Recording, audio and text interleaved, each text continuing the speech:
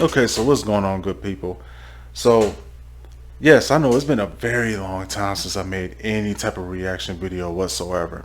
I think the last reaction video that I done was maybe late January or early February. I am not entirely sure, but a lot has happened in between that time, between back then and now.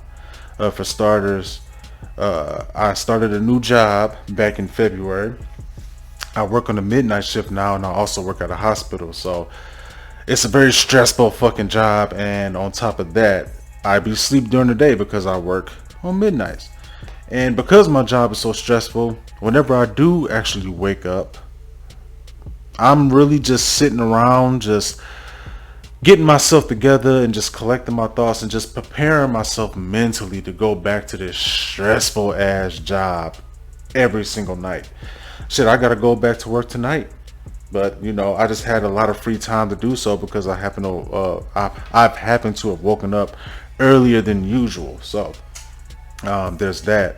Also, back when I had first started this job, uh, at the same time I started this new job, a new owner, had bought this place that I'm staying in. Right, me and my brother.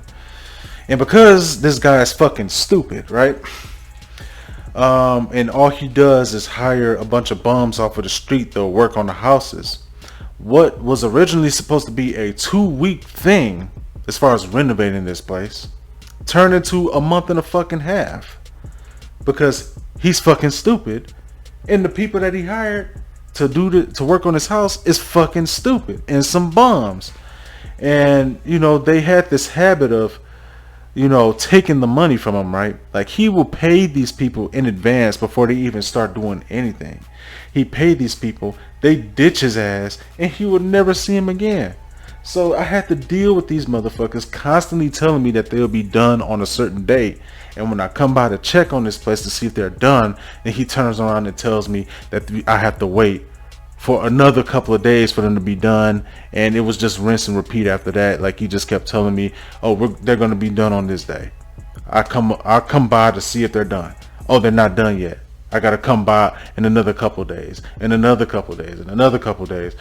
I spent over like $3,000 putting myself up in hotel rooms because of this dumbass alone. So if I had known he was gonna bullshit me around at the very beginning, I would have just moved into my own place, and I would have just been done with all of that shit and wouldn't even have to deal with his stupid ass no more. But here I am, had enough patience to wait, and now I'm back in this house. And on top of that, a lot of the shit that I had was destroyed. My bed, because the people that he hired was once again fucking stupid and don't know how to take care of people's shit properly. So a lot of the things that I had in here was also destroyed, like my TV stand, my bed, and all that type of stuff. So I had to replace everything in my room. So now I'm at that point where I've basically gotten everything that I need. So now we're good, okay? So without all that shit, enough of all that. We are going to be here on Hybrid Librarian's video and channel today. This is going to be world's 10 most mysterious books, okay? So the first thing that comes into mind when it comes to mysterious books, I would assume that these are like books that maybe is undecipherable, right? Where some people would find a book that's like centuries old or thousands of years old or something like that, but because they can't really figure out what the dialect of these languages are, they can't decipher what's said in these books, what type of knowledge these books hold. So I'm assuming it's something on the lines of that. So let's go ahead and get into this video here.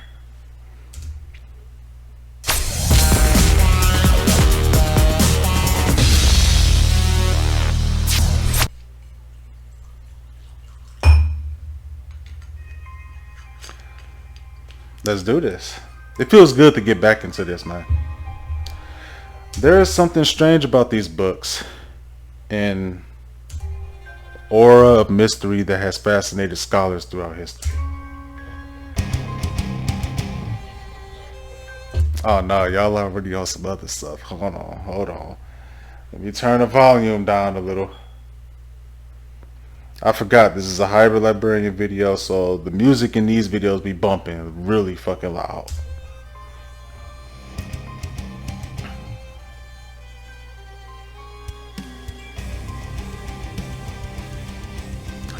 The Book of Soya. John Dee was a mathematician, astronomer, and influential figure in the court of Queen Elizabeth I during the 1500s. He also had a deep interest in the occult sciences and esotericism, and owned the largest library in England. Esotericism. I think I pronounced that right. I'm not really sure. Where he one day stumbled upon the Book of Soya, a mysterious coded book to which he devoted his life. Dee could only assert that the grimoire was in fact a detailed compendium. I feel like I'm saying this shit wrong. A compendium, right? Compendium of ancient magical incantations.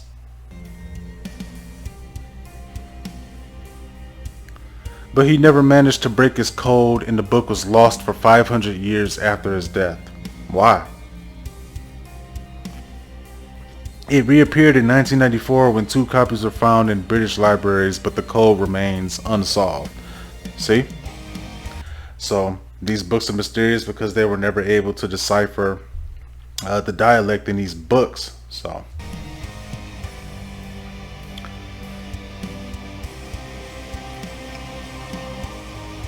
Codex, the hell? Created by the Italian artist Luigi Serafini between 1976 and 1978, the book is an encyclopedia in 2 volumes. It says Serafinianus.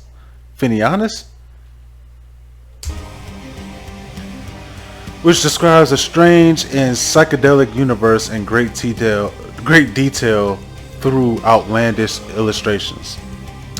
Entirely handwritten in a coded language and Serafini's own creation that has proven to be indecipherable.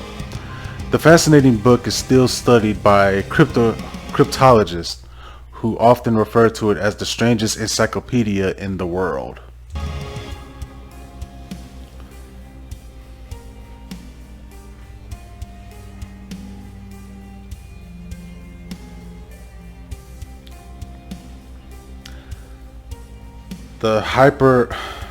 It'll say it, okay. First published in Venice. Hold on, let me try to read this shit, man. Hypneuromachia?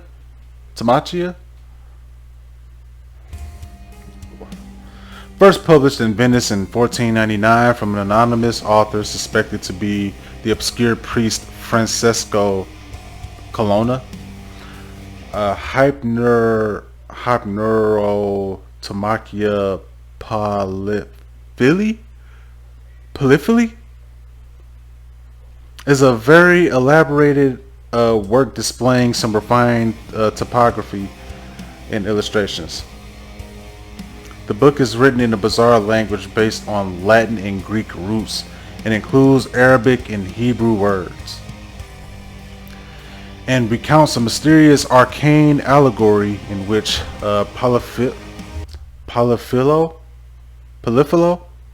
searches for his love through odd dreams. The writings were determined to contain unsolved secret codes that inspired many conspiracy theorists.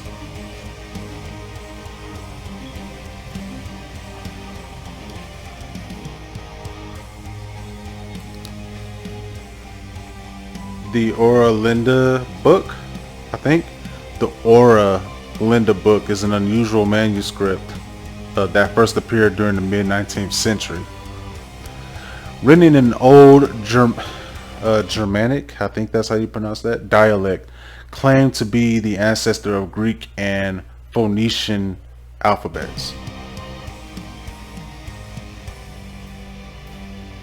It covers nearly 4,000 years of historical, mythological, and religious themes from the ancient Frisian civilization. I think that's how you pronounced it. I never heard of this civilization before.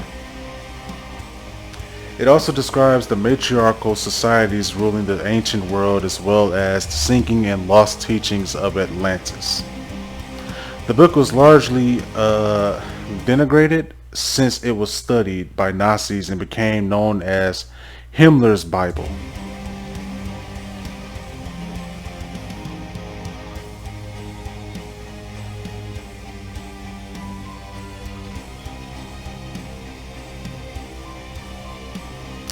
The Ripley Scrolls.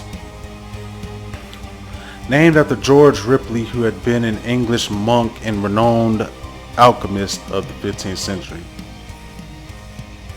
The scrolls are thought to be the fruit of his 20-year-long journey through Europe in search of alchemical secrets. Though the original was lost in time, 23 accurate reproductions of the influential work have survived across the ages. The set of the enigmatic text and pictures show how to create the Philosopher's Stone, supposedly able to turn lead into gold, which some claimed was the source of Ripley's new wealth that allowed him to finance the Knights of Malta and Rhodes.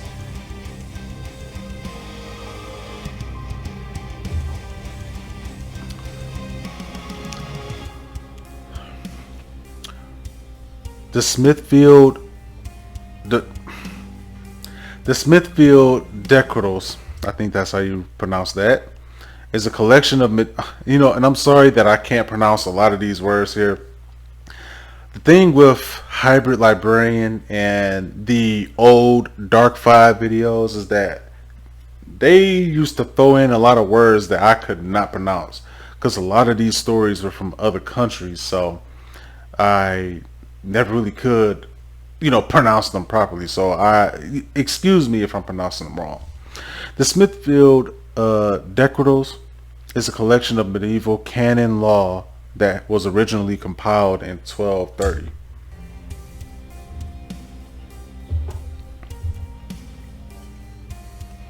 Ordered by Pope Gregory the Ninth as a usual update destined to replace all the previous collections. The anonymous manuscript contains particularly inappropriate images to illustrate religious text, filled with bizarre pictures like a knight fighting a giant snail, killer bunny rabbits, or a man attacking a butterfly. It also displays plenty of blasphemous illustrations as devil-like creatures disguised as bishops and priests.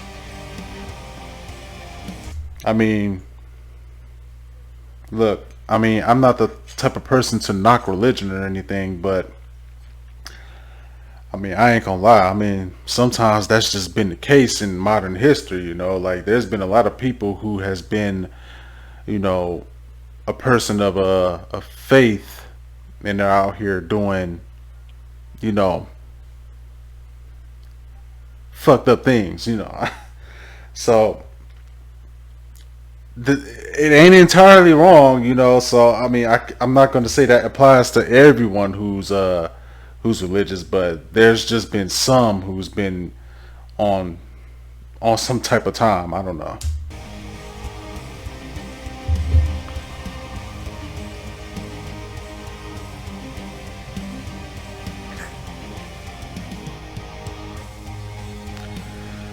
This unique book was kept in the library of the Count Gustav in the Hungarian city of Rohan, until it was donated to the Hungarian Academy of Sciences along the entire library in 1838. Considered one of the most mysterious books in the world, The Origins of the Rohank? Is that how you pronounce this? Oh my god, they just keep throwing words at me, man. It's like they knew I was about to read this. Codex are unknown.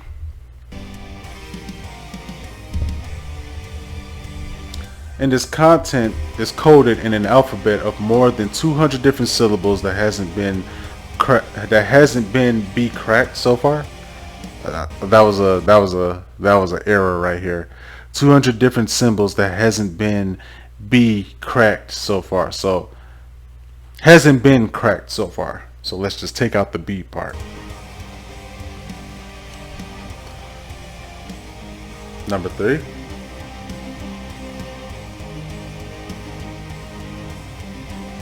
The Red Book. Simple enough. Carl Jung, one of the fathers of modern psychology, started to develop serious mental issues as from 1913. It was during this period that he began to write a book named Liber Novus, Latin for New Book. Though the red leather bounded book would be later best known as the Red Book. Jung worked on it for over 16 years and used to describe this period as a confrontation with his own unconscious. But it was kept away during decades and for unclear reasons by Jung's heirs until it was finally published in 2009. Filled with disturbing scenes and dialogues of gods and devils occurring during travels to the underworld. Okay.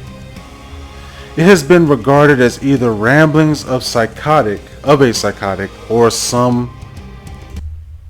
It has been regarded either as ramblings of a psychotic by some and as a work of infinite wisdom by others.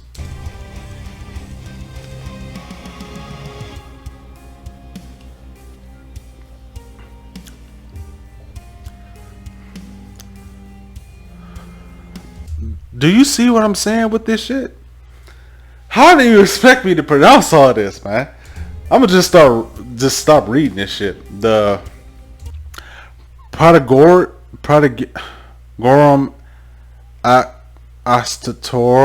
Ostentorum Chronicon. I can't make this shit up, man. Was written in 1557 by the French humanist Conrad Lycosthenes.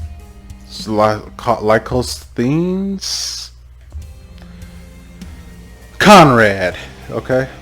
And contains chronicles from Adam and Eve to Greek and Roman empires to more contemporary times. Built like an encyclopedia, it features woodcuts accurately depicting various animals like camels and rhinoceroses, but also collections of human-like beings with bizarre deformities along with other creatures. Okay. The book can be quite fascinating and puzzling to read as it perpetually switches between facts and fantasy.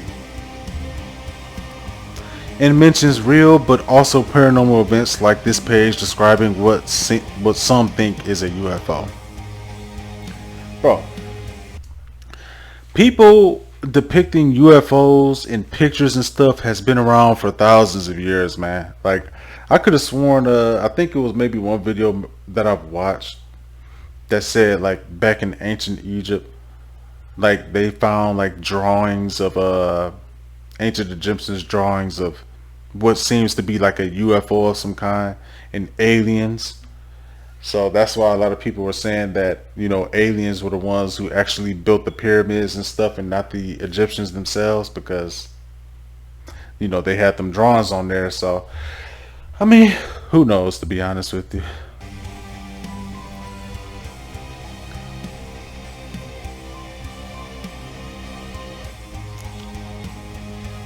The Voynich, I think that's what it is, the Voynich manuscript. I think that's how you pronounce it. Puzzling researchers since it was found in 1912 and often referred to as the world's most mysterious book. Okay, so this is number one. It is often referred to as the world's most mysterious book. So what is it about this book that is the most mysterious out of all of these that we've seen so far?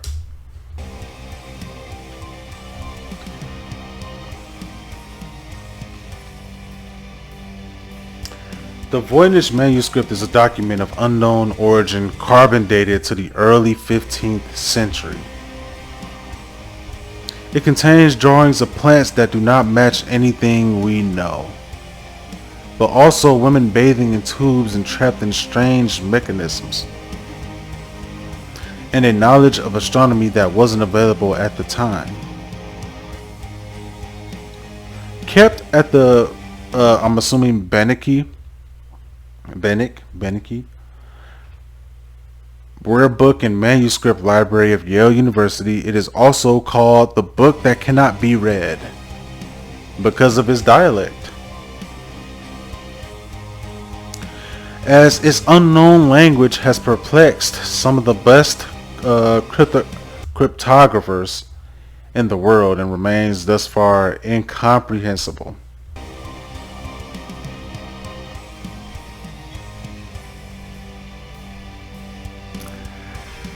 Ah man, you gotta love Hybrid Librarian. Watching a Hybrid Librarian video, it brings me so much nostalgia. I don't know why. I guess it's because back when I was a kid, or back when I was a teenager, I used to watch this stuff all the time. Same thing with Dark 5. I think I might have explained that before. Dark 5 and Hybrid Librarian, as far as the older Dark 5 videos, are exactly the same as Hybrid Librarian's videos, right?